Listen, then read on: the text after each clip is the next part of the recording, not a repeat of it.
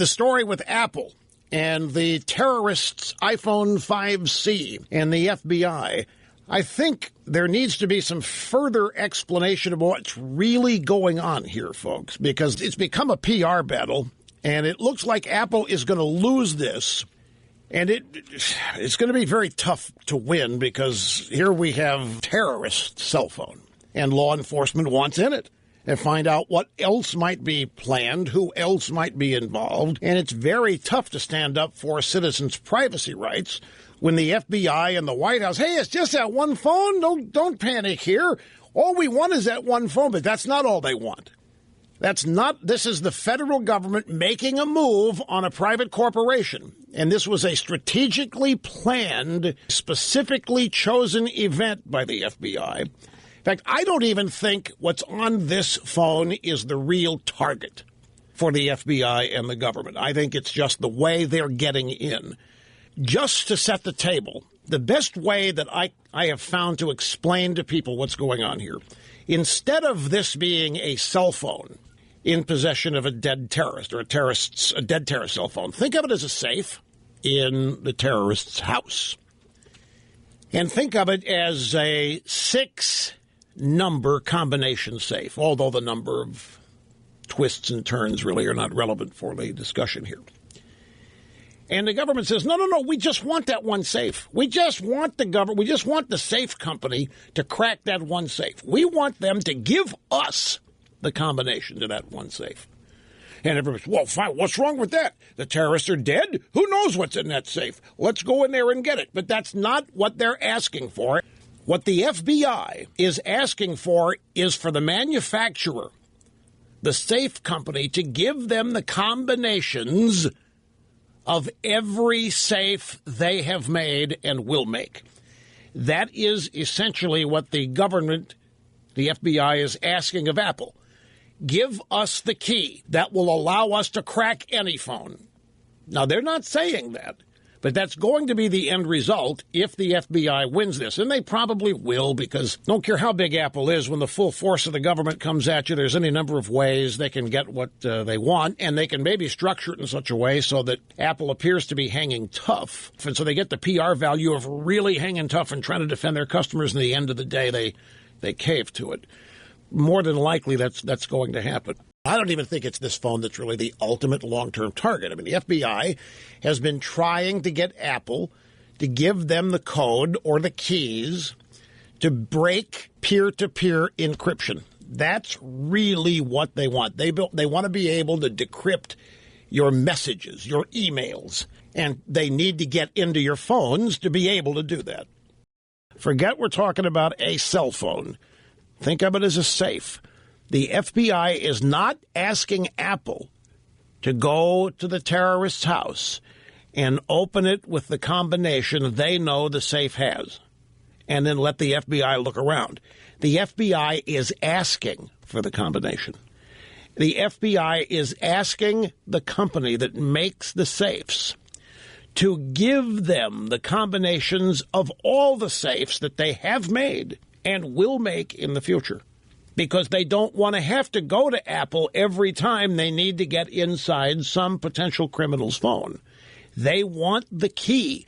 They are using a 200-year-old law called the All Writs Act, WRITS, which is a law that compels private companies to help the government in law enforcement primarily, but other endeavors as well. The argument here is, does the All Writs Act enable the government to tell a private company that it must weaken itself, that it must build vulnerabilities into its product? In the case of Apple, Apple has made a big deal out of the fact that if you own an iPhone, nobody's getting in it unless you let them, or unless you screw up and somehow don't use the systems they provide. But nobody's breaking into your phone. And in the case of a lot of applications, there is encryption both ways, from the sender to the recipient and back. And even if somebody gets in your phone, they're not going to be able to crack your communications because it's encrypted and nobody has the key to decrypt it. FBI wants all of that, but they're claiming they want it for just one phone. And they want the data. They want the key. They don't want Apple to come in and open the phone. They want to do it themselves. That means they have to be given the key. Well, okay, so the FBI has the key. Then other law enforcement gets the key. And then by the time the first week is over, hundreds of thousands of law enforcement people have the key to get into iOS devices. Think one of them's not going to leak it. One of them's not going to make a mistake. One of them's not going to see to it that it ends up in the hands of some bad guy. It is highly likely that this scenario could play out if Apple is made to give up ownership of the combination to all of their safes. So the government wants in, and they're using the case of this terrorist phone and the incendiary personal nature this case creates in order to create a circumstance where they can crack any phone they want to crack. That's what this is about. This was an iPhone 5C. The iPhone 5C is the least secure phone Apple makes. Starting with the iPhone 5S and on up into the iPhone 6 and 6S series, it's not just the 4-digit or 6-digit PIN. You need fingerprints to get in if you use it. And there's no way to crack that because see, let me tell you how this fingerprint thing works. People don't even understand this. Your fingerprint is not actually stored on the phone, just like your credit card number is not stored on the phone on Apple Pay. You sample your fingerprints, your thumbs, whatever fingers you want, and a digital token is attached to each one. A digital token is what's saved in a portion of the processor called the secure enclave. It is, for visualization purposes, it's a tiny little section of the processor where nobody can go, not even Apple. And it's encrypted itself. But your fingerprint is not really there. It digitizes the fingerprint and assigns a token to it. It recognizes your fingerprint that way, not by virtue of an actual picture of your fingerprint stored in the phone. If this were an iPhone 5S, we wouldn't even be here or a 6 because the enclave and the fingerprint adds an entirely new dimension to it. But this is not. This is an iPhone 5S or 5C. No fingerprint. All there is that PIN. And nobody knows yet whether it's 4-digit PIN code or 6-digit. But here is what the FBI, this is what the government is asking. The FBI is asking that the process by which people activate their phones by entering the PIN code be eliminated. The way it works now, you can, if you forget your PIN, you've got 10 chances to use it. After 10 chances, after 10 failures, your phone gets erased. You forget your 4-digit PIN. You don't have it written down. You can't remember it. The first 4 times you try it, you can try them instantly. After the 4th time, you have to wait 1 minute. After the 5th time, you have to wait 5 minutes. After the 6th time, you have to wait 15 minutes. Up to number 9. The 9th time, you have to wait an hour. This means that nobody can use automated brute force technology to keep sampling 4-digit codes in microseconds until they come up with the right one, which could be done in a half hour because these delays are built in. And if after the 10th attempt and you get it wrong all 10 times, your phone wipes. Security. That's how Apple builds it so that a thief can't get into your data. Well, the FBI needs ways around that. If they're going to get whatever this terrorist had on his phone or her phone, they need to get around all those delays. The real thing they're asking for, this is the key.